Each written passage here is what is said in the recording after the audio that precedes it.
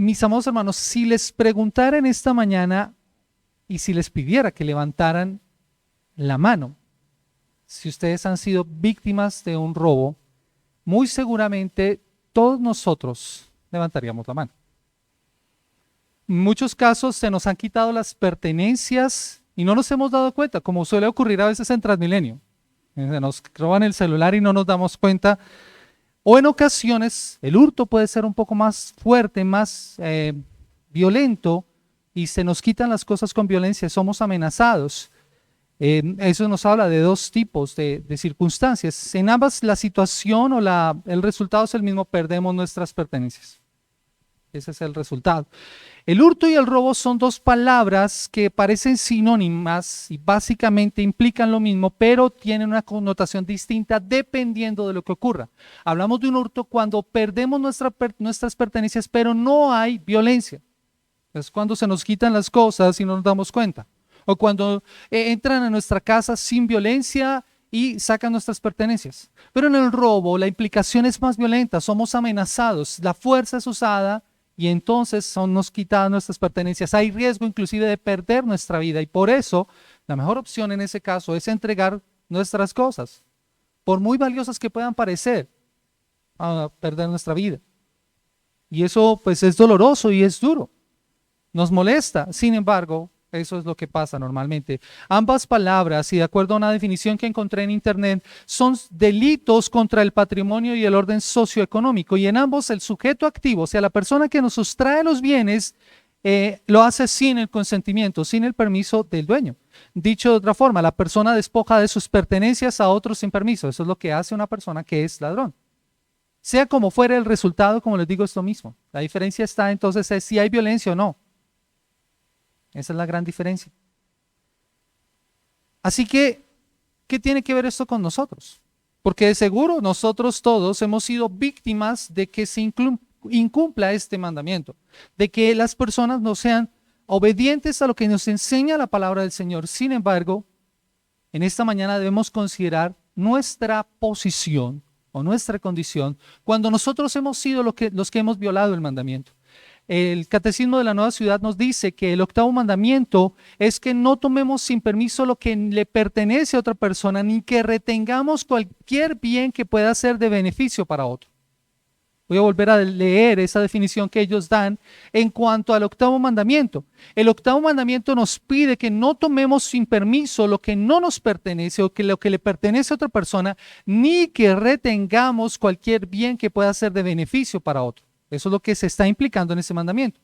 Así que pensar de esta manera ya nos coloca no en el plano de víctimas, como en ocasiones hemos sido hechos, sino en el plano de culpables, de aquellos que hemos violado este mandamiento.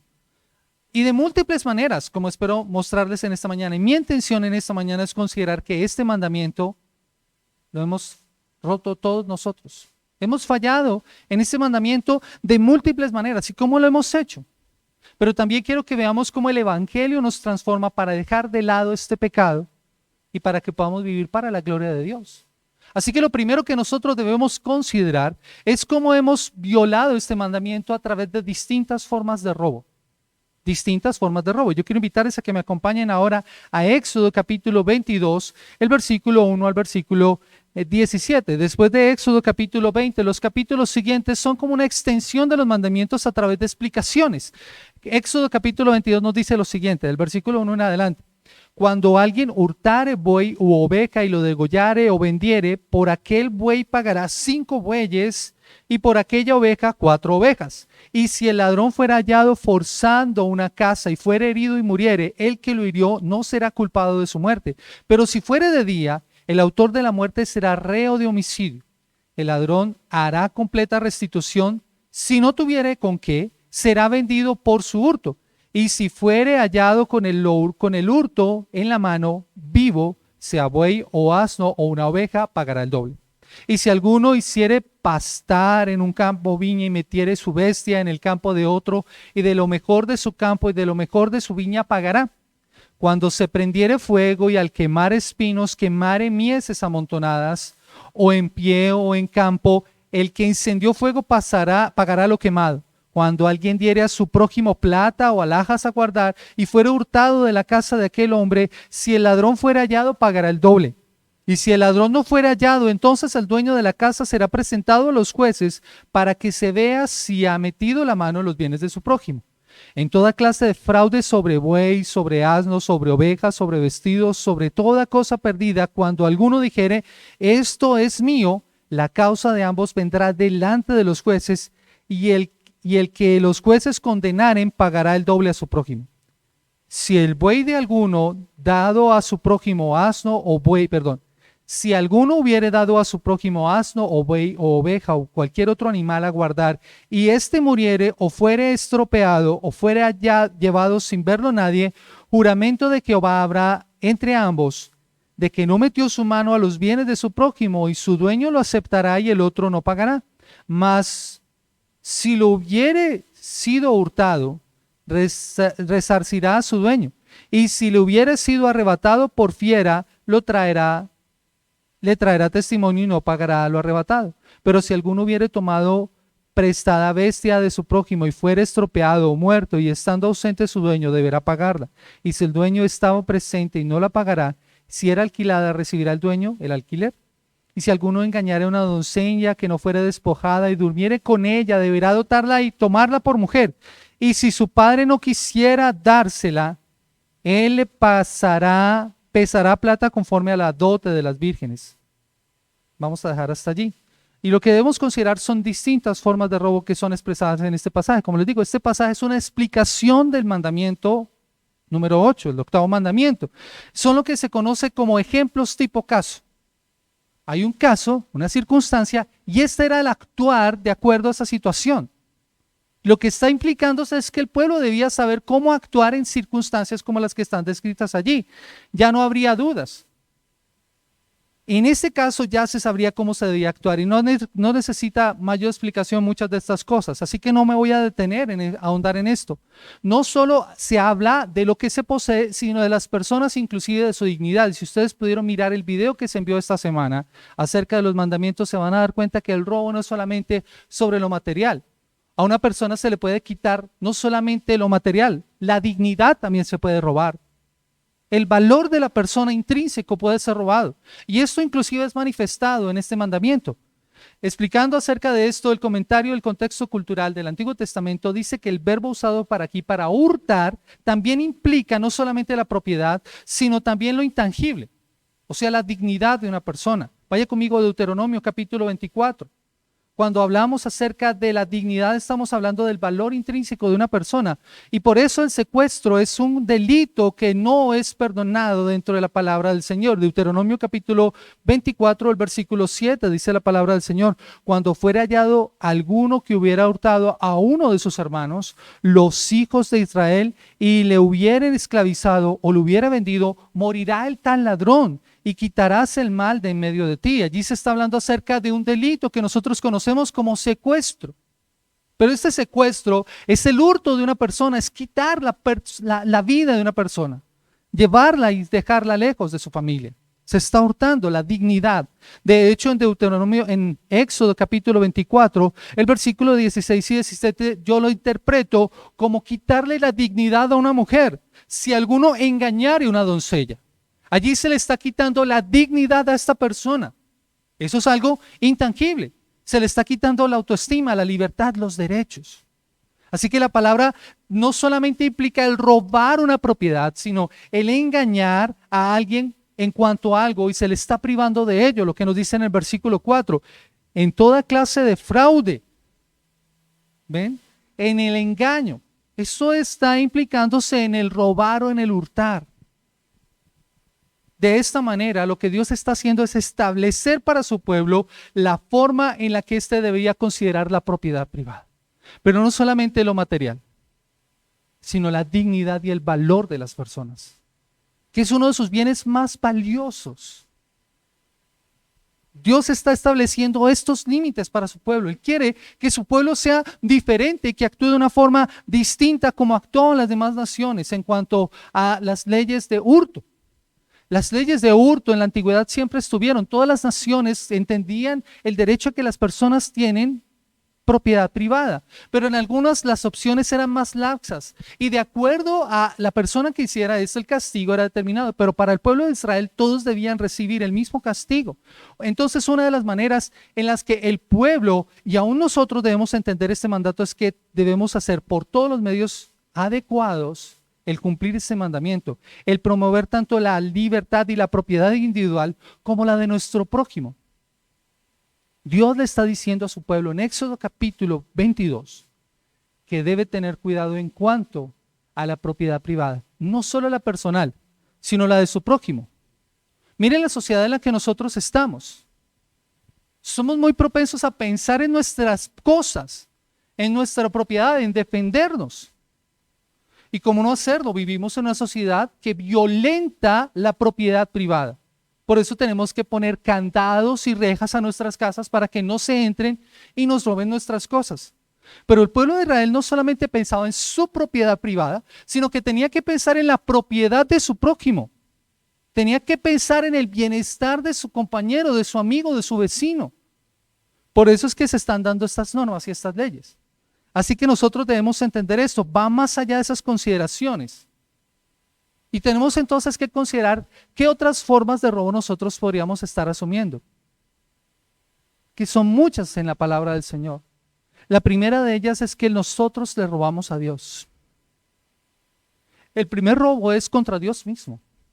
Si consideramos Génesis capítulo 3 y vemos la situación que se dio allí en el jardín del Edén con Adán y Eva, podemos considerar que eso fue un robo, porque ellos estaban tomando algo que no les pertenecía, propiedad de Dios, el árbol de la ciencia del bien y del mal.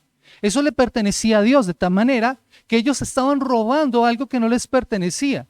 Allí podríamos ver entonces cómo se viola este mandamiento, pero no solamente eso, sino que hay una forma en la que nosotros también estamos robando a Dios, y Dios habló de esto a su pueblo. Malaquías capítulo 3, el versículo 8. Malaquías capítulo 3, el versículo 8, el último libro del Antiguo Testamento, uno de los últimos libros. Malaquías capítulo 3, el versículo 8 dice la palabra del Señor de la siguiente manera. Dice, ¿robará el hombre a Dios? Y es una pregunta, ¿robará el hombre a Dios? Pues vosotros me habéis robado. Y dijiste, ¿en qué te hemos robado? En vuestros diezmos y vuestras ofrendas. Dios está hablando claramente a su pueblo en cuanto a cómo ellos debían entender aquello que Dios mismo les había dado. Sus diezmos y sus ofrendas. En el Antiguo Testamento había sido determinada una forma en que el pueblo tenía que sustentar al pueblo. Había una forma en la que el pueblo de Dios tenía que sustentar todo aquello que tenía que ver con el ejercicio del sacerdocio, algo que aún ocurre. En el Antiguo Testamento se hablaba acerca del diezmo y que funcionaba de la siguiente manera. Se recogía el 10% para sustentar a los levitas, el 10% para el templo y las diferentes actividades que se daban, y el 10% era recogido cada 3 años para sustentar a los necesitados. Esto da un 23.3% cada año de lo que ellos tenían que dar. Así que una de las cosas que nosotros debemos considerar es que esas mismas necesidades aún se están dando hoy en día. Hay personas que están dedicadas al servicio de la obra del Señor, hay edificios que mantener y hay necesitados en medio de nosotros que necesitan ayuda. Así que es nuestra responsabilidad ayudar. Y el 10% es la mínima parte de lo que nosotros podríamos dar, es lo mínimo y es un buen inicio.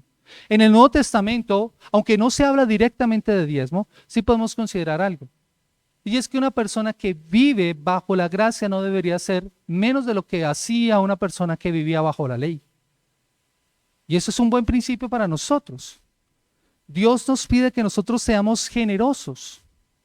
Y es una responsabilidad de nuestra parte. El Nuevo Testamento señala incluso que no solamente es el 10% lo que le pertenece al Señor, a la verdad todo le pertenece al Señor, como lo leía Mari a través de Salmos y en Deuteronomio y luego en Corintios. ¿De quién es la tierra y su plenitud? ¿De quién es el mundo y los que en él habitan? Dice el salmista. ¿No le pertenecen al Señor? Todo lo que nosotros hacemos le pertenece al Señor. Somos administradores, y una de las formas en las que nosotros como seres humanos hemos violado este mandamiento es que nos hemos considerado dueños de algo que no nos pertenece. El hombre es el mayor depredador de la creación de Dios porque no ha considerado que es un simple administrador de las cosas que Dios le ha delegado. Porque vemos personas que buscan enriquecerse a través de la explotación de los bienes y los medios naturales cuando deberían entender que son administradores de la creación. Le hemos robado a Dios también en esa parte. Y si eso lo hacemos con algo que no nos pertenece, imagínense entendiendo que somos deudores de Dios en cuanto a aquello que Él nos ha dado para administrar. Y eso tiene que ver con nuestros recursos económicos también. Por eso es que en el Nuevo Testamento a la iglesia se le llama ser generosa. No solamente debía dar un 10%, sino cada uno debía dar como propuso en su corazón, no por tristeza ni por necesidad, porque Dios ama al dador alegre. Así que la obra y los que en ella trabajan, los necesitados en la iglesia, aún requieren esos recursos y somos nosotros los responsables de hacerlo. Retener eso es robar a Dios. Retener eso es robar a Dios. Y tenemos que evaluarnos nosotros, pero no solamente esto. Dios ha establecido sistemas de organización para que la sociedad funcione, así que nosotros también podríamos estarle robando al gobierno. En Romanos capítulo 13, el versículo 7 nos dice de la siguiente manera, Romanos capítulo 13, el versículo 7, paguen a todos lo que debáis, al que tributo, tributo, al que impuesto, impuesto, al que respeto, respeto, al que honra, honra. Y cuando se me habla acerca de impuestos, yo sé que esa palabra no nos gusta mucho, pero es nuestra responsabilidad como ciudadanos pagarlos. Dios nos pide que nosotros cumplamos con esto. Como individuos no debemos robar al Estado, y es de hecho una frase que se usa, a robar al Estado. ¿Y qué se está implicando con esa frase? Que al Estado lo podríamos robar, pero al individuo no. Y no está bien. Algo que nosotros podemos entender es que tenemos una responsabilidad no solo como creyentes, sino como ciudadanos al pagar nuestros impuestos. Y eso es independiente si nuestros gobiernos son buenos o malos. Miren, Jesús vivió en uno de los gobiernos más corruptos y violentos de la historia. Y a Jesús le podemos atribuir estas palabras en Mateo 22:21. Vaya conmigo, Mateo 22:21. Dice la palabra del Señor de la siguiente manera, Mateo 22:21. Dice, y le dijeron de César, hablando acerca de la cuestión del tributo, versículo 15. Entonces fueron los fariseos y consultaron cómo sorprenderle en alguna palabra, y le enviaron los discípulos de ellos con los herodianos diciendo, Maestro, sabemos que eres amante de la verdad y que enseñas con verdad el camino de Dios y que no te cuidas de nadie porque no miras la apariencia de los hombres. Dinos, pues, ¿qué te parece? ¿Es lícito dar tributo a César o no? Pero Jesús, conociendo la malicia de ellos, les dijo, ¿por qué me tentáis, hipócritas? Mostradme la moneda del tributo. Y ellos le dieron un denario. Entonces le dijeron, ¿de quién es esta imagen y la inscripción? Y le dijeron, de César. Y él les dijo, dad pues a César lo que es de César y a Dios lo que es de Dios. Y esto tiene que ver con la forma en cómo el imperio censaba a las personas. ¿Sabe? Este no era un impuesto muy alto, era una moneda que tenía muy poco valor realmente y se cobraba una vez al año. Y era la forma en cómo el imperio contaba a las personas que formaban parte de su imperio. Era una forma de censarlos. Pero los judíos odiaban ese impuesto porque tenían una inscripción y era la imagen de César, implicando que ellos estaban sometidos allí. Así que lo que ellos usaron fue una forma para tentar al Señor. Pero Dios está diciéndoles acá, el Señor Jesús les está diciendo, hay que dar tributo, hay que pagar ese impuesto. Gústeles o no, den al César lo que es del César y a Dios lo que es de Dios. No hacerlo es robar. Y no solamente eso, en otra ocasión, en Mateo capítulo 17, a Jesús también lo tentaron y le preguntaron acerca del impuesto sobre el templo. Versículo 24. Cuando llegaron a Capernaum, vinieron a Pedro los que cobraban las 2 dracmas y le dijeron, ¿vuestro maestro no paga las 2 dracmas? Y le dijeron, sí. Y al entrar él en la casa, Jesús le habló primero diciendo, ¿qué te parece, Simón? Los reyes de la tierra, ¿de quiénes cobran los tributos o los impuestos? ¿De sus hijos o de los extraños? Pedro le respondió, de los extraños. Jesús le dijo, Luego los hijos están exentos. Sin embargo, para no ofenderles, ve al mar y echa el anzuelo, y el primer pez que saques, tómalo, y al abrirle la boca hallarás un estantero, tómalo y dáselo por ti y por mí. Jesús pagó sus impuestos. Jesús respetó esos principios. Si Jesús lo hizo, ¿por qué tú y yo no tendríamos que hacerlo? Si Jesús actuó de forma correcta, ¿por qué no habríamos de hacerlo nosotros? Él cumplió este mandamiento. Así que, ¿podríamos estarle robando a Dios? ¿Podríamos estarle robando al Estado? Debemos preguntarnos nosotros. Pero también robamos, mis amados hermanos, cuando pedimos algo prestado y no lo devolvemos, o cuando tomamos algo que no nos pertenece sin permiso. El robo es tomar algo que no es nuestro. Ese es básicamente el robo, es tomar algo que no es nuestro.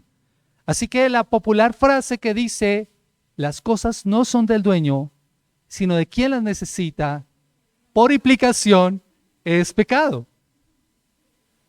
Porque no funciona, no es mío, es pecaminosa. Por tanto, cuando alguien toma algo sin permiso, algo que no es suyo, está violando esto. No, sin importar cuál sea la forma en la que esté haciendo, o porque lo necesita, no es correcto. Así que aplica para cualquier cosa, herramientas, materiales, libros, no hay que prestar los libros, o si los prestas, que te los devuelvan, comida, ¿saben? Algo que me llama la atención porque es que a veces los niños no son muy conscientes de esto. Los niños deben entender que cuando hay algo en casa, así esté en casa, deben pedir permiso. O sea, yo pensaba en eso porque es muy común eso. Los niños tienen la tendencia que si ven algo allí lo van a tomar sin que nadie les autorice. Y están violando este mandamiento. Tienen que pedir permiso para tomarlo. Si lo hacen sin permiso, están robando. Están violando ese mandamiento y a ellos hay que enseñarles esa verdad. No porque esté dispuesto allí yo puedo tomarlo de cualquier forma. Y si entienden esto los niños, entonces obrarán correctamente. Otro ejemplo es lo que ocurre a veces en los colegios. Yo lo veo constantemente en el colegio, que les escriben los padres de familia a uno y le dicen, es que el niño llegó sin los marcadores y uno va a mirar y es que otro niño los tenía en la cartuchera. Puede ser un accidente, porque eso puede pasar, pero en ocasiones no es así. A veces los niños piden prestado cosas que no devuelven. Entonces, si llegan con eso, ¿qué es lo correcto que deben hacer los padres? Pedirle a los hijos que devuelvan eso. Esto no es tuyo, hijo. Si tú lo pediste prestado, debes devolverlo. Y le estamos enseñando el valor de los objetos y la propiedad privada de otros. Pero es que esto tenemos que llevarlo a nuestro caso. ¿Cuántas veces nosotros hemos pedido objetos, esferos? No sé si les ha pasado que uno llega con esferos a la casa que no son de uno, porque uno los pide prestados y no los devuelve. Mis amados hermanos, tenemos que ser conscientes, intencionales, como cuando estudiamos el mandamiento de no usar el nombre de Dios en vano. Y tristemente me he dado cuenta que otra vez como que he caído en el error de usarlo en vano. Y tenemos que ser conscientes, constantemente estarnos evaluando, porque podríamos estar violando este mandamiento sin ser conscientes de esto. Así que si pediste algo prestado, debes devolverlo, porque no es tuyo, porque a la otra persona le costó, es su propiedad privada, debes devolverlo. Y en buen estado, sí, exacto. Si se dañó, ¿recuerdan ahí lo que leíamos en Éxodo? Si se dañó, yo tengo que pagar el daño. Pagar el daño. Es tal vez un robo, perdón la expresión que voy a usar, hasta social. O sea, como que las personas hacen y lo asumen. Pero no es correcto, no es correcto. Porque ¿quién de nosotros no ha pedido un libro y no lo ha devuelto? O una herramienta. Eso es abusar del favor de alguien porque ese objeto tiene dueño. Puede que yo no lo esté usando o no lo esté necesitando. Pero el solo hecho de que ese objeto no sea mío hace de mí responsable de devolverlo. Otro ejemplo es cuando, por ejemplo, la redundancia,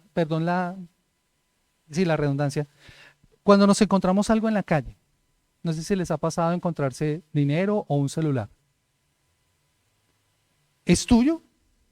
No.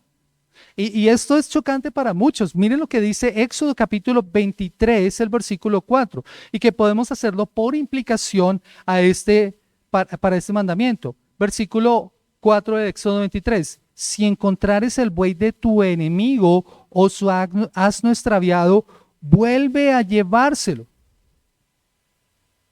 Vuelve a llevárselo. Esa es la respuesta. Ese es el caso. Si tú te encuentras algo que no te pertenece, así sea de tu enemigo, debes devolverlo. ¿Saben? Lo correcto sería dejarlo allí. Porque la persona que lo perdió podría volver a buscarlo y lo encontraría. ¿A cuántos no se les ha perdido el celular o algo, dinero, y han vuelto con la esperanza de encontrarlo, pero ya no está? Así como lo explicaba Dennis Prager, si nosotros viviéramos en una sociedad que respetara este mandamiento y viviera de acuerdo a este mandamiento, ¿cómo sería nuestra sociedad? En otros países hay lugares en donde tú encuentras sitios precisamente donde se dejan los objetos perdidos. Y las personas pueden ir allá a buscar sus celulares, por ejemplo, cuando los dejan en el metro, en algunos lugares públicos, con la seguridad de que allá los van a encontrar. Y hay ese respeto por la propiedad privada. Nosotros como cultura no tenemos eso. Y validamos eso. La excusa que generalmente se da es que si yo no lo recojo, si yo no lo guardo, si no lo tomo, pues otra persona lo va a tomar. No, el mandamiento es claro. No hurtarás, no te pertenece, no es tuyo, no lo cojas. No te adueñes de algo que es tuyo, que no es tuyo. Eso es un robo, debes dejarlo allí, o si no, tu responsabilidad es buscar al dueño y devolvérselo. Eso sería lo correcto. Eso sería lo correcto.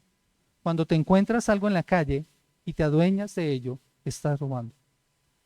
No te pertenece. Entonces, miren los ejemplos. Estamos robando también cuando desconocemos, por ejemplo, los derechos de autor. Cuando hacemos lo que se conoce como piratería. Esto es muy común hoy en día a través de la internet, desde que la internet fue un medio a través del cual tú podías recibir y adquirir información. Las descargas se volvieron una cuestión muy común. El buscar libros, software, música, películas. Pero la pregunta es, ¿tú pagaste por eso? ¿Es tuyo? ¿Adquiriste ese derecho para usar eso? Porque si no lo has hecho, eso se llama comúnmente piratería, pero eso es una forma de robo. Estás robando porque eso no te pertenece, porque no estás reconociendo el trabajo de la persona que hizo eso. Recientemente nosotros estábamos mirando allí para nuestro computador porque obviamente pues con la posibilidad de descargar software, tú puedes descargar software pagado de manera ilegal para usarlo, pero eso no es correcto. Entonces, ¿qué hemos usado? Para nuestros programas en la iglesia usamos software libre, que las personas crean para que uno pueda usar. Esos software existen y de esa manera no se está violando el mandamiento. Así que son formas en las que nosotros podemos actuar correctamente, pero no es correcto que tú descargues programas, bajes películas, descargues música, libros, nada de la internet sin que pagues por ello, porque esa es una forma de robo, se llama piratería. Además es un delito tipificado en el Código Penal.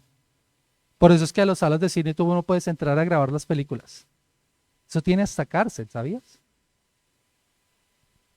Y está violando el mandamiento de la ley de Dios.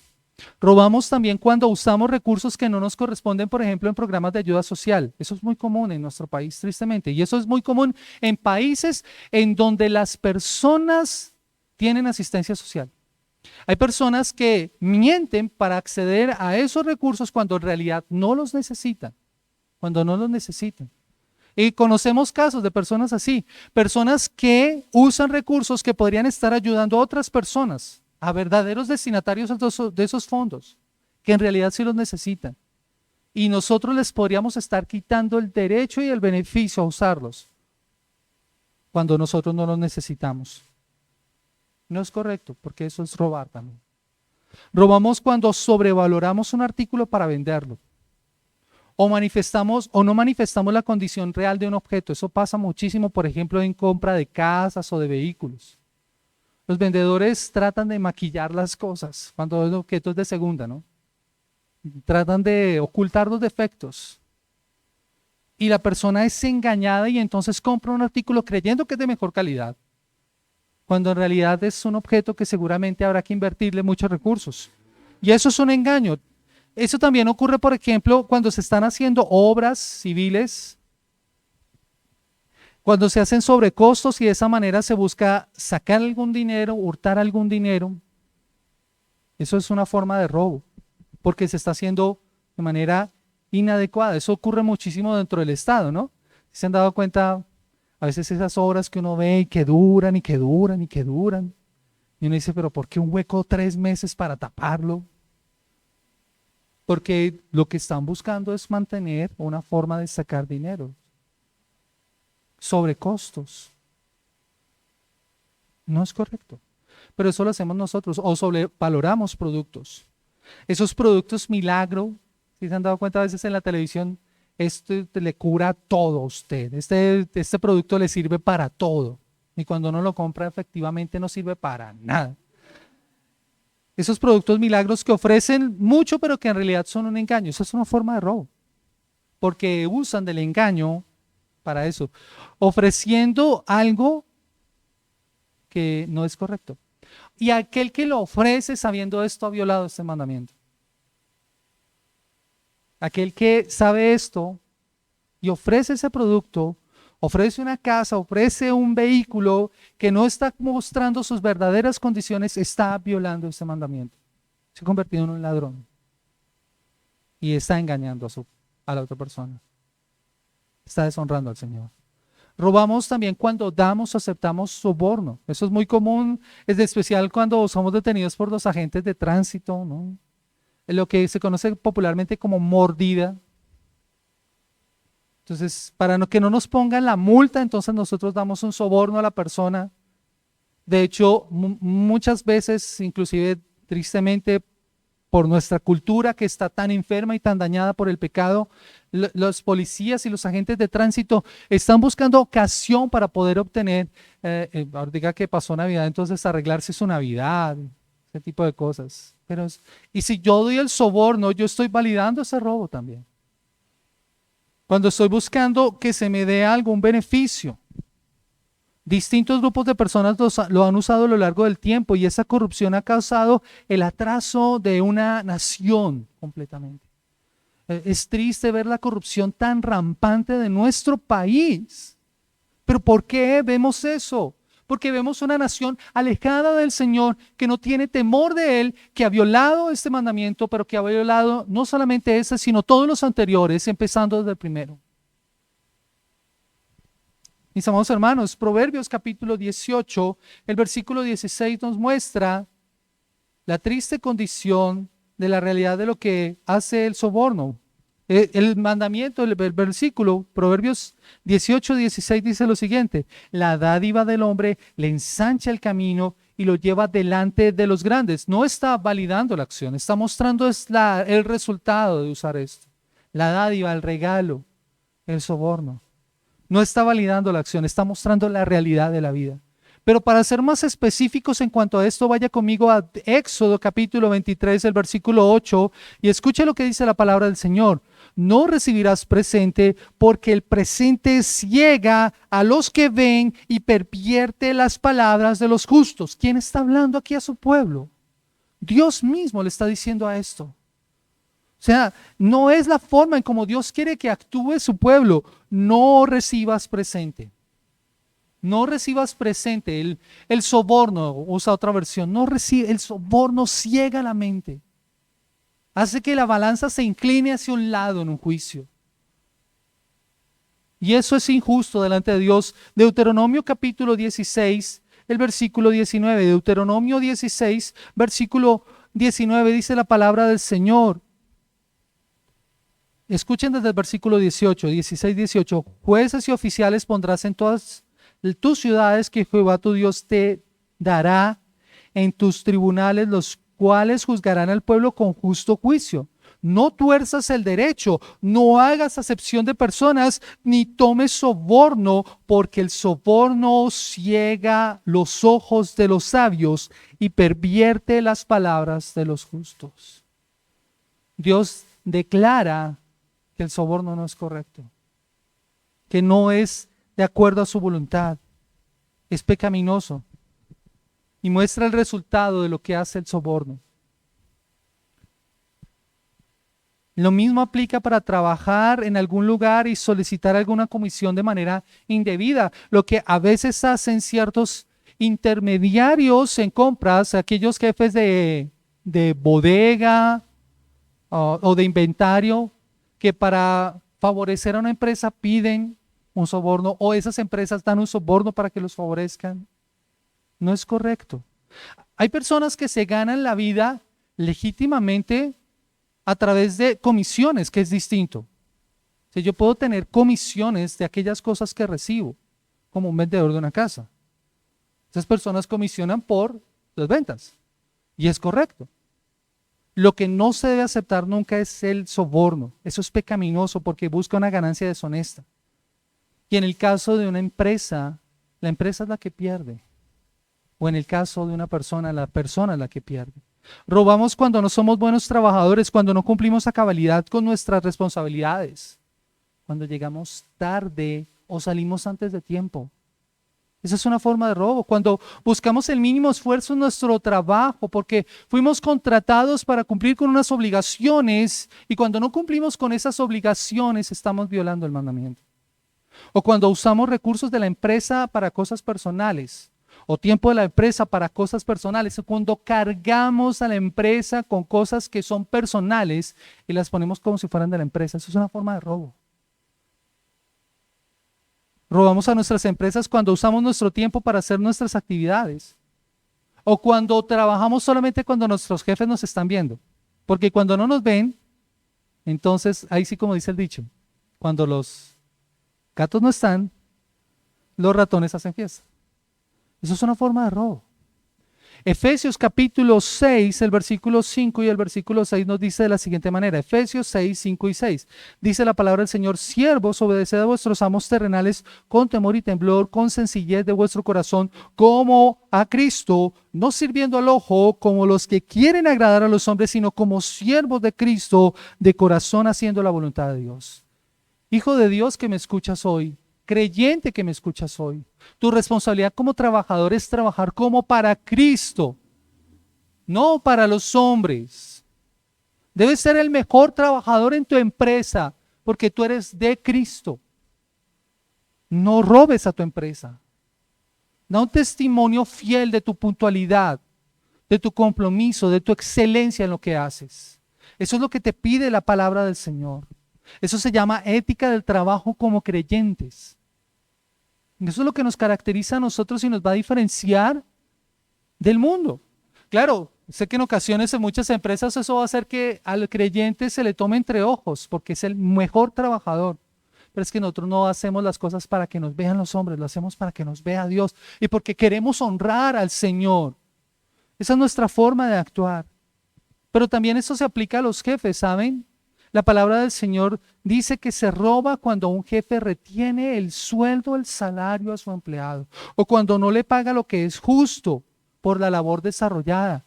El salario es una deuda para aquel que ha trabajado, dice la Escritura. Levítico capítulo 19, el versículo 13 dice la palabra del Señor. Levítico capítulo 19, el versículo 13 dice de la siguiente manera. Levítico 19:13 dice la palabra del Señor: no oprimas a tu prójimo, ni le robarás, ni retendrás el salario del jornalero en tu casa hasta la mañana. En una sociedad agrícola en donde el pago se daba diariamente, retener el salario para una persona que dependía de ese salario para su sustento era una violación al mandamiento, era considerado un robo. Pero no solamente eso, Santiago capítulo 5, el versículo 1 al 6, en el Nuevo Testamento, el escritor en la carta llama fuertemente la atención a aquellos ricos que son creyentes sobre esta práctica, que era muy común en el mundo antiguo. Santiago capítulo 5, versículo 1 al 6. Vamos ahora ricos, llorad y aullad por las miserias que os vendrán. Vuestras riquezas están podridas y vuestras ropas están comidas de polilla. Vuestro oro y plata están enmohecidos y su moho testificará contra vosotros y devorará del todo vuestras carnes como fuego. Habéis acumulado tesoros para los días postreros. Y aquí clama el jornal de los obreros que han cosechado vuestras tierras, el cual por engaño no les ha sido pagado por vosotros, y los clamores de los que habían cegado ha entrado en los oídos del Señor de los ejércitos. Habéis vivido en los deleites sobre la tierra y sido disolutos. Habéis engordado vuestros corazones como en el día de matanza. Habéis condenado y dado muerte al justo, y él os hace resistencia.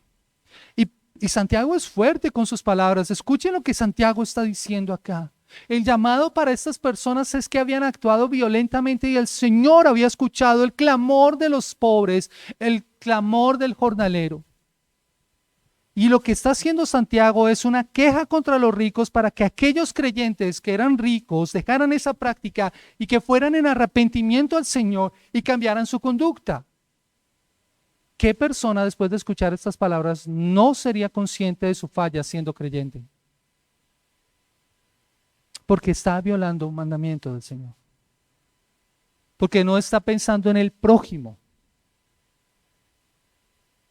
Mis amados hermanos, también robamos cuando no trabajamos diligentemente para proveer para nuestras familias. Esa es una forma de robo. Faltamos al mandamiento cuando no solamente somos malos trabajadores, negligentes o perezosos, sino cuando dejamos de proveer para nuestras familias. Primera de Timoteo capítulo 5, versículo 8. Y escuche lo que dice la palabra del Señor. Pablo hablando a Timoteo 5:8. Dice, porque si alguno no provee para los suyos y mayormente para los de su casa, ha negado la fe y es peor que un incrédulo. ¿Cómo está actuando una persona que no se preocupa por el bienestar de su casa? Cuando es negligente y perezoso, está robando. Está robando a los suyos. Mis amados hermanos, también robamos cuando nos lucramos con el esfuerzo de otras personas. Muchos han tergiversado el versículo, con el sudor de su frente ganará el pan. No, muchos lo interpretan es con el sudor de su frente, del otro, se ganará el pan. Empresas en las que se dice que se puede hacer rico, o programas o estrategias, como quiera llamarles, que tú te puedes hacer rico con el esfuerzo de los demás. Cadenas o multiniveles que por mucho caen en esta práctica. Lo triste es que muchos cristianos han caído presa de esas mentiras. Es que el que viene detrás de ti es el que te va a enriquecer. Mis amados hermanos, es pecaminoso porque te estás enriqueciendo con el esfuerzo de otra persona. No es tu esfuerzo. Otros trabajarán para ti. No es de esa manera. Eso no aplica para las empresas. Es distinto. Pero cuando te dicen que te puedes hacer rico de la noche a la mañana, como pasó por ejemplo con las famosas pirámides, que ofrecían grandes réditos, grandes beneficios sin menor esfuerzo. Y nosotros, mis amados hermanos, vuelvo y menciono esto, nuestra cultura y nuestro país ha sido tan grandemente afectado por la cultura del traqueto, de la ley del mínimo esfuerzo, que cualquier cosa que nos ofrezcan a nosotros, en que nos digan que nos vamos a enriquecer sin tanto esfuerzo, deberíamos dudar de ello. Como dice el viejo dicho también, de eso tan bueno no dan tanto. Deberíamos sospechar. Deberíamos sospechar de eso. Robamos cuando no pagamos nuestras deudas. No sé si les ha pasado, a veces nosotros no somos conscientes de nuestras responsabilidades. Personas que se endeudan y que simplemente esperan que haya vencimiento de esa deuda para no tener que pagarla. Si asumiste una responsabilidad de un crédito, comprando un producto, debes pagarlo. Tal vez usaron un bien, un servicio y se beneficiaron de ello, pero no cumplieron con su responsabilidad de pago. Eso no está bien, eso es un robo. Eso es muy común en las tarjetas de crédito, por ejemplo. Personas que sacan tarjetas de crédito y sacan productos, se endeudan, pero después no pagan. Ese dinero no te pertenece. Tú lo estás usando, pero no es tuyo. Pero también pasa muy frecuentemente, lo digo porque es que lo he visto en casos como mis padres. Mi mamá vende productos de catálogo y revistas. Y personas que sacan productos de esos catálogos y después se pierden y no pagan. Mis amados hermanos, esas empresas no pierden. Porque a la que le toca pagar eso es a mi mamá, por ejemplo. En el caso de los transportadores, lo digo porque mi padre, al igual que mi hermano Carlitos acá, que manejan transporte de acarreos, no sé si le ha pasado a Carlitos, personas que dicen que le van a pagar y cuando yo no tengo plata y no pagan. Eso es algo violento también, están violando este mandamiento, pero es que nos puede estar pasando a nosotros. Si tú compraste un producto de un catálogo, págale a esa persona a la que le pediste eso. Es tu responsabilidad hacerlo. Robamos cuando no pagamos un servicio. Ese de colarse en Transmilenio. Es un servicio y no importa si es bueno o es malo. Hay personas que dicen es que yo me cuelo porque esto es malo y no voy a pagar por esto. Si vas a protestar por eso, la mejor forma que tienes para protestar es no uses ese servicio. No seas, perdón lo que voy a decir, hipócrita. Porque estás robando y estás además excusando tu pecado. Beneficiarse de un servicio y no pagar por ello, eso es robo. Ese es el nombre que recibe. Mis amados hermanos, el robo a cualquier escala o en cualquier cantidad es pecaminoso. A cualquier escala o en cualquier cantidad es pecaminoso. Dios no solamente juzgará más severamente al que roba mucho, sino también al que roba poco. Ladrón es ladrón. No importa la cantidad, no importa la forma en la que se haga. Ambos son culpables delante del Señor. Los ladrones de cuello blanco también tendrán que pagar por su pecado. No importa la cantidad que roben. Pero ¿qué de aquel que roba por necesidad? Muchos podrían estarse diciendo, bueno, y si una persona está en necesidad, si una persona roba porque es que no tiene trabajo, es padre de familia y debe llevar el sustento a sus hijos. Esa es una pregunta muy buena, pero tiene una respuesta muy importante, y es que el Señor jamás aprobará algo aunque parezca ilícito si usamos los medios ilícitos. El fin no justifica a los medios. No está justificado. Si es pecaminoso, es pecaminoso. Dios provee de otras formas. Porque si Dios usara eso, si Dios permitiera eso, estaría violando su propia santidad, sus propios atributos. Estaría violando su justicia. Eso quedaría entredicho y Dios no se contradice. Sus leyes son absolutas y se aplica a cualquier parte, en cualquier circunstancia. Así que no hay excusa. No hay excusa. Sabemos que nuestro sustento viene de Dios y Él nos ha dado el trabajo como una forma en la que nosotros podremos llevar alimento y cubrir las necesidades de nuestras familias y debemos usar los medios legítimos para hacerlo. De hecho, sirve muchísimo la oración que hizo Salomón en Proverbios capítulo 30, el versículo 8 y el versículo 9. Proverbios capítulo 30, versículo 8 al versículo 9. Salomón, siendo el hombre más sabio, oró de esta manera: vanidad y palabra mentirosa aparta de mí. No me des pobreza, ni me des riqueza. Manténme del pan necesario. No sea que me sacie y te niegue, y que diga quién es Jehová, o que siendo pobre, hurte. Y blasfeme el nombre de mi Dios. Mis amados hermanos, esa debe ser nuestra oración. El Padre Nuestro nos lo enseña. El pan nuestro de cada día, dánoslo hoy. El Señor conoce nuestra necesidad. Dice el salmista: yo no he visto justo desamparado ni su descendencia que mendigue pan.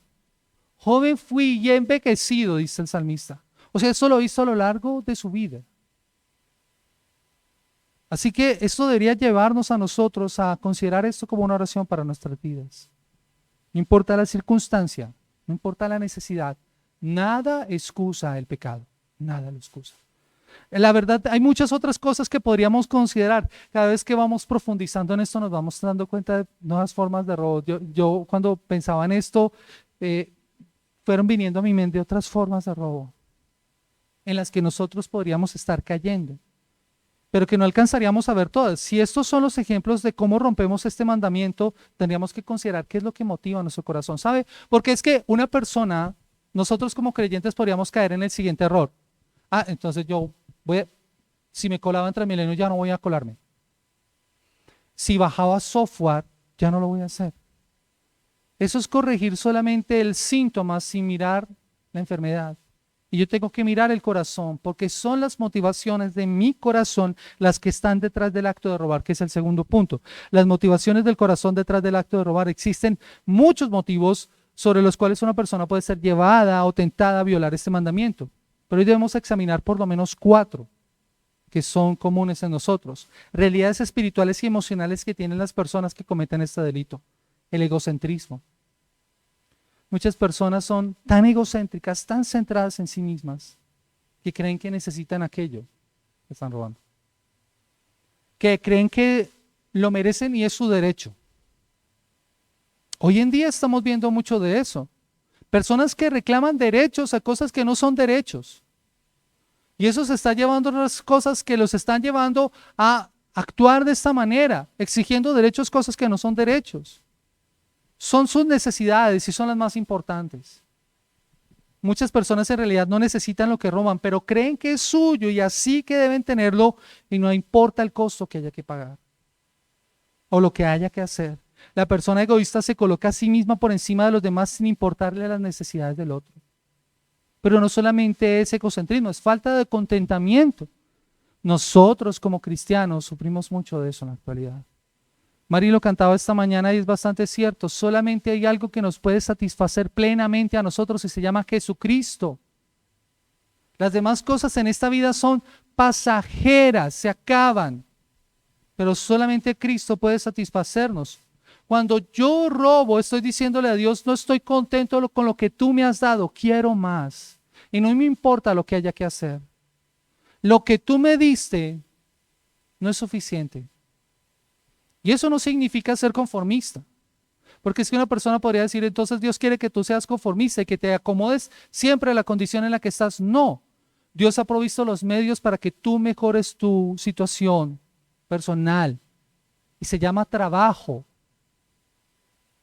Esa es la forma en la que nosotros debemos prosperar a través de nuestro trabajo, a través de nuestro esfuerzo. Pero tristemente, y una de las cosas que yo he observado de aquellas personas que roban, es que nunca pueden disfrutar de lo que roban. El que roba poco, o el que roba, por ejemplo, en una estación de Transmilenio un celular, yo nunca he visto una persona de esas que prospere. Siempre están sumidas en mayor miseria. Pero le pasa también a los ricos. O sea, esas personas nunca pueden disfrutar de aquello. O si disfrutan, disfrutan momentáneamente. Eso es falta de contentamiento. Nosotros como creyentes debemos entender que nuestro descanso y nuestro contento, nuestra satisfacción plena está en el Señor. No en cosas materiales, no en quitarle al otro lo que le pertenece a él. También está la avaricia, el deseo de siempre querer más de lo que en realidad se necesita y está muy relacionado con la falta de contentamiento. Que eso me lleva a acaparar y a no ser generoso. A acumular porque cree que así va a estar mejor. Y créame, una persona avara nunca va a escatimar esfuerzos para obtener lo que quiere. Siempre va a usar de los medios que sean necesarios para satisfacer sus deseos. Y esto lo va a llevar a diferentes formas de robo. Miren, los grandes desfalcos y las grandes estafas han empezado así. Es también la falta de amor por el prójimo. La palabra del Señor me dice que yo debo amar a mi prójimo como a mí mismo. Pero aquel que está robando se ama a sí mismo más que a cualquier otra persona. No le preocupa a su prójimo. Quitarle sus pertenencias, quitarle aquello que tal vez se ha esforzado por obtener, con tal de tener para él algo. Eso es falta de amor al prójimo. Si consideramos estas motivaciones, vamos a ir a la raíz del problema. Considera cuáles son las motivaciones en tu caso que tal vez te están llevando a que tú robes en tu empresa. Tiempo, recursos, o que te estén llevando a cometer otro tipo de robo. ¿Qué es lo que te motiva? Revisa eso en tu corazón. Revisa en tu corazón eso. Esto es importante, mis amados hermanos, porque sin respeto por la propiedad privada, la sociedad sería un caos y es algo que nosotros podemos ver. Dios estaba preveyendo eso para su pueblo, que se respetara la propiedad privada. porque eso iba a permitir, como lo dice Dennis Prager, un mundo mejor, una sociedad mejor. Imagínense una sociedad donde no hubiera robos, donde se respetara la propiedad privada, donde no tuvieras miedo de cerrar la puerta por la noche, porque si no lo haces sabes que se te pueden entrar y llevarte las cosas de tu casa, como hemos escuchado en muchas ocasiones. Ese debe ser muy tremendo estar tú en la comodidad de tu casa, en el descanso de tu casa, y llegue un individuo armado a quitarte lo poco o lo mucho que tengas. Pero todo pasa porque vivimos en una sociedad enferma por el pecado. Pero eso va a cambiar en la medida en que nosotros cambiemos, en la forma en cómo concebimos la propiedad privada y cómo actuemos en relación a ella. En la medida en que el evangelio se expanda y crezca, en donde nosotros nos sometamos a lo que dice la palabra del Señor. Dios conoce nuestros corazones y sabe que actuamos con egoísmo y pensamos en nosotros. Así que, ¿qué deberíamos hacer, mis amados hermanos? Deberíamos procurar el bien de nuestro prójimo, como lo dice el Catecismo de la Nueva Ciudad. El Catecismo de la Nueva Ciudad lo señala claramente. No tomemos sin permiso lo que le pertenece a otro, ni retengamos cualquier bien que pueda ser de beneficio para el otro. Esa es la forma en la que nosotros deberíamos actuar. Como dice Juan Calvino. Juan Calvino, hablando acerca de esto, decía lo siguiente: procuremos los bienes ajenos y nos manda que conservemos fielmente los bienes y la propiedad de nuestro prójimo. Nosotros no podemos hacer como hizo Caín con Abel. ¿Acaso soy yo guarda de mi hermano? ¿Yo no debería preocuparme por la propiedad privada de mi prójimo? No, Dios me está haciendo responsable. Y el respetar la propiedad privada de mi prójimo es una forma de amarlo. Es una forma de valorarlo. Todo lo que tenemos es dado por Dios, quien es dueño de todas las cosas y es quien ha distribuido todo de acuerdo a su voluntad. A ninguna persona se le puede quitar sus pertenencias en ninguna circunstancia o con cualquier excusa, porque eso violaría la distribución de lo que Dios ha establecido. Así que no solamente no debemos robar, sino que debemos considerar la condición de nuestro prójimo, la vocación de nuestro prójimo y proceder correctamente, entendiendo que hay un juez que lo juzga. Sepamos que esta norma está establecida tanto, dice Juan Calvino, para nuestro espíritu como para nuestras manos, para que se esfuercen no solo por asegurar, sino por también promover el bienestar y ser de ventaja para los demás. Ahí es cuando nosotros necesitamos el evangelio. Necesitamos el mensaje que cambia a los corazones y cambia las vidas para poder vivir una vida que honre al Señor. Romanos capítulo 13, lo leíamos hace un momento para hablar acerca de los impuestos, pero Romanos capítulo 13 nos enseña también acerca de cómo debemos actuar nosotros.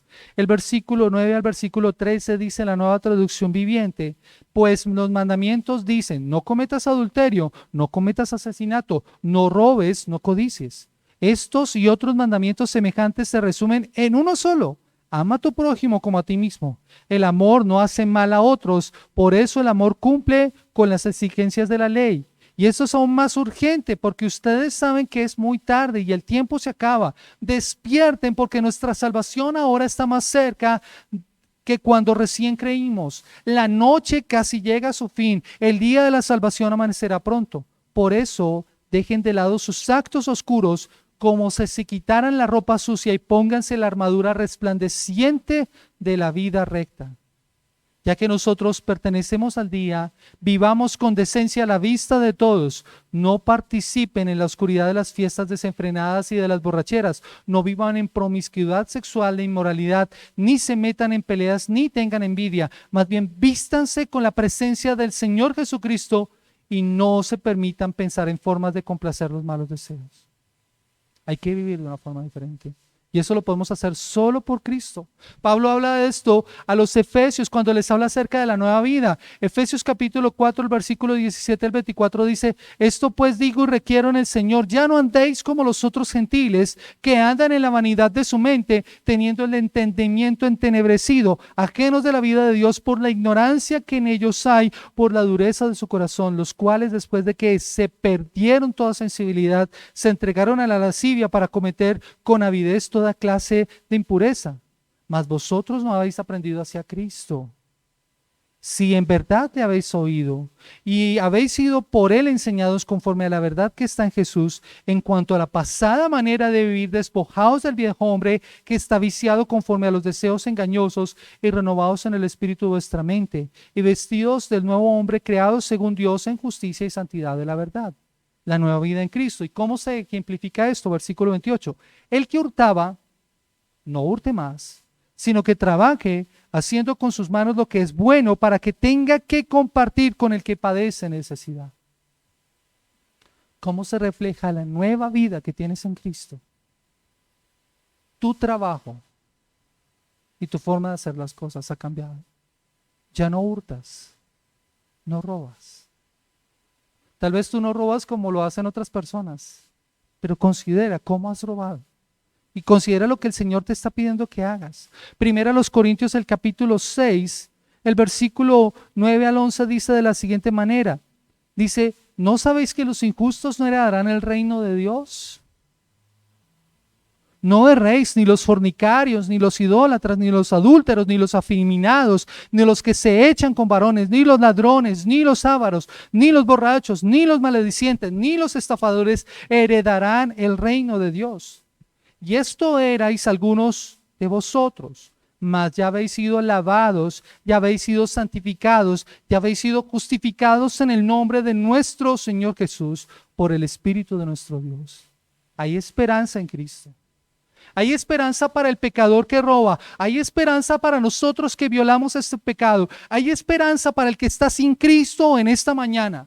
Reconoce tu pecado y confiesa y apártate de él. Busca al Padre solo por gracia, solo por Cristo y solo por la fe.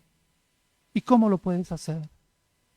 Hazlo como lo hizo el ladrón en la cruz.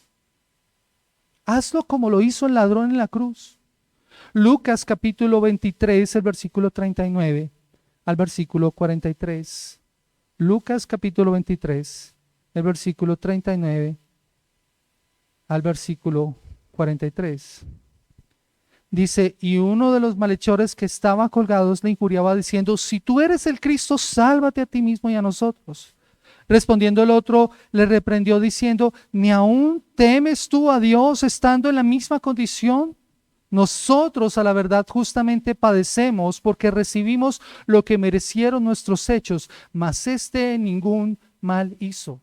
Y dijo a Jesús, acuérdate de mí cuando vengas en tu reino. Entonces Jesús le dijo, de cierto te digo que hoy estarás conmigo en el paraíso. Hay esperanza si vas a Cristo en arrepentimiento y fe.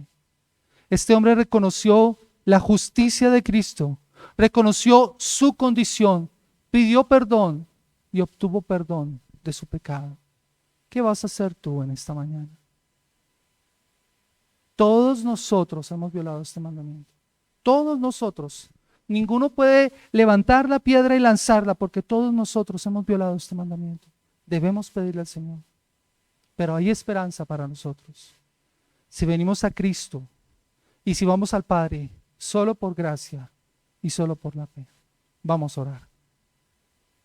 Señor Dios Padre, en el precioso nombre de Cristo Jesús queremos darte gracias en esta mañana por la oportunidad que nos has dado de poder escuchar tu palabra y de poder ser confrontados con la realidad de nuestro pecado y nuestra condición, Señor.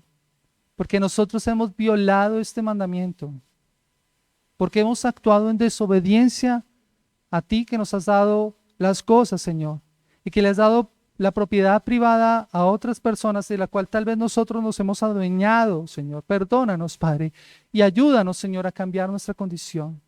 Ayúdanos a entender el respeto que debemos dar a la propiedad privada, a lo que le pertenece a otro, a lo que tú le has dado a otro, Señor, para que lo administre. Y ayúdanos a vivir de acuerdo a tu voluntad y a tus propósitos, Señor. Gracias por estar con nosotros en esta mañana y por guiarnos en tu palabra, Señor. A ti te damos toda la gloria y toda la honra, toda la alabanza, en el precioso nombre de Cristo Jesús.